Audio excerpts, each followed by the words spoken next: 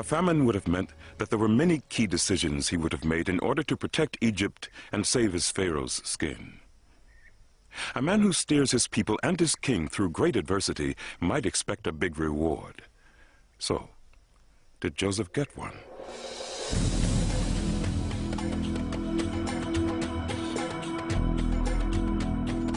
As a reward for his achievements, Joseph asks Pharaoh if his family can settle in Egypt.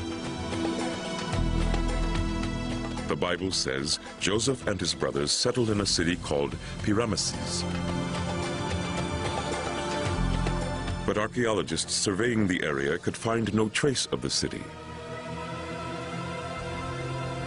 Then, in the 1970s, a farmer found the first remarkable clue: the remains of a colossal statue. Archaeologist Irina Forster-Muller thinks the statue proves that this was the site of the city mentioned in the Bible.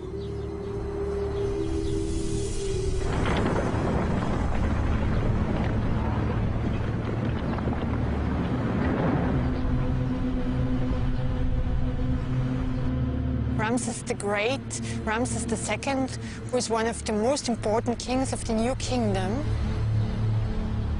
This is the area of Pi-Ramesse, his capital. It was a huge city in this time. We have here the statue, and we know we have a temple over there, and several other temples and villas.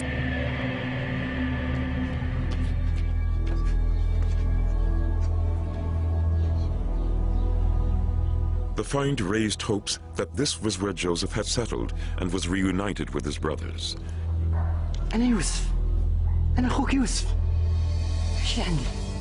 But these hopes were dashed when archaeologists established that Pi-Ramesses was built 300 years after Joseph's time. In addition, there was no sign of a Semitic presence at all. But inscriptions were then discovered suggesting that Pi-Ramesses was built on top of an older city called Avaris. If they could find it, then maybe they could find Joseph. Then they found it. Excavations are gradually revealing the secrets of Avaris. It was built 300 years before Pi-Ramesses, just when Joseph was thought to have lived. And its ruins revealed tantalizing clues. Although most of the buildings were Egyptian in style, one area was distinctly Canaanite. But the most compelling evidence of a Semitic presence came from inside the houses.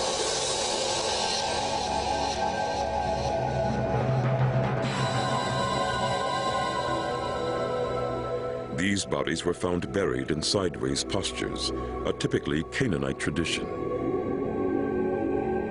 And objects found inside the burial pits left archaeologists in no doubt.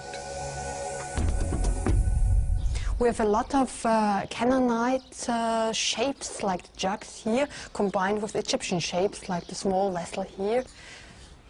We find sometimes weapons attached to the tombs, like this sword. It's made of bronze. And then with the same tomb comes a belt in very fragile condition, which the male burial had around his hip. So we have always the mixture of both cultures.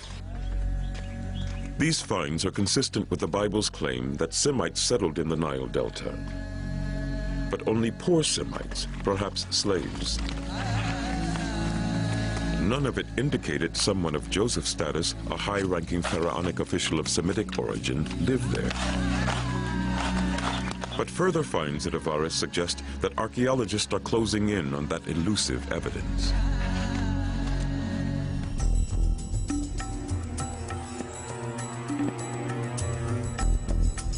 The excavations have since returned to agricultural use, but there are extensive plans and photos.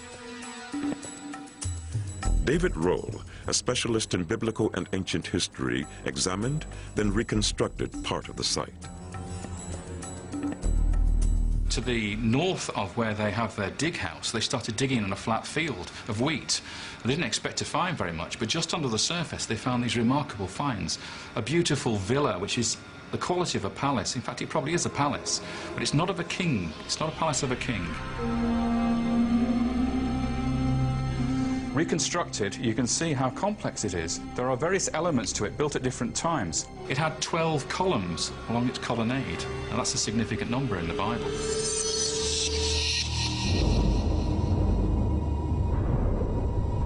This small palace looked like the home of a high-ranking official.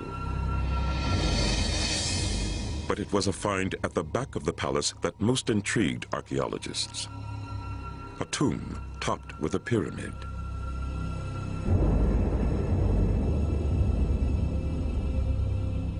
The tomb was over there, to the south of the palace, and one of the most interesting tombs was that of a dignitary with a tomb chapel.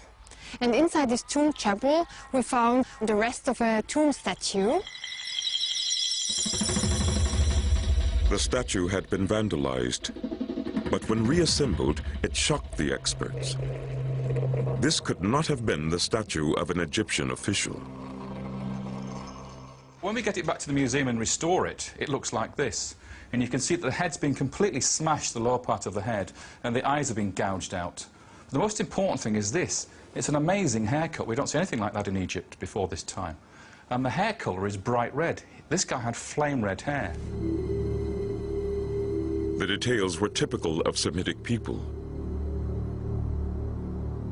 Another little detail is the skin colour. Here we can see the forehead, and this here is yellow skin, and that's typical of what the Egyptians did to represent foreigners from the north, people with pale skin. It wasn't just on the hair and face that paint was found. Flakes of red and black paint were found on the outline of a garment, and with it a distinctive pattern. Could this be a multicolored coat? Could this be Joseph?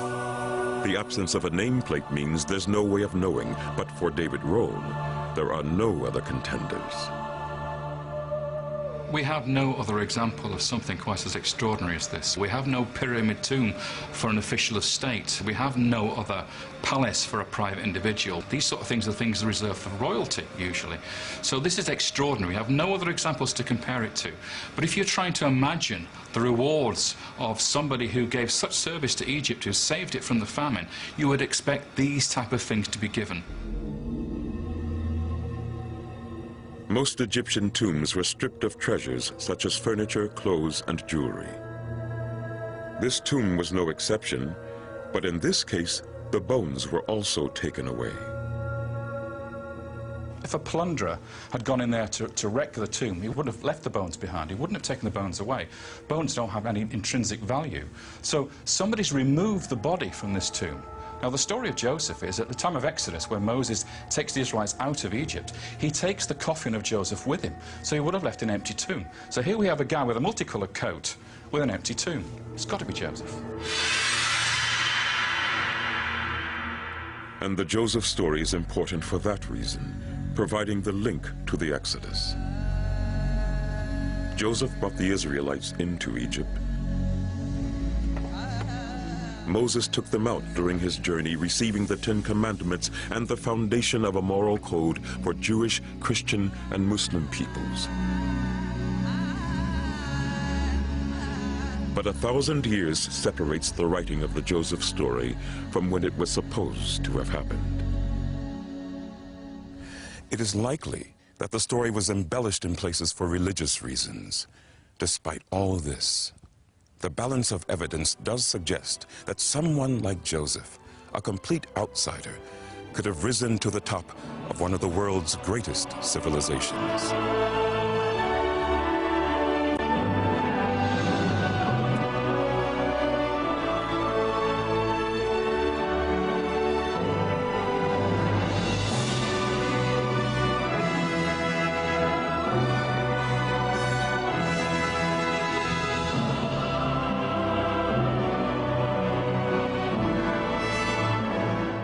This has been a presentation of the Discovery Channel and the BBC World Class Television.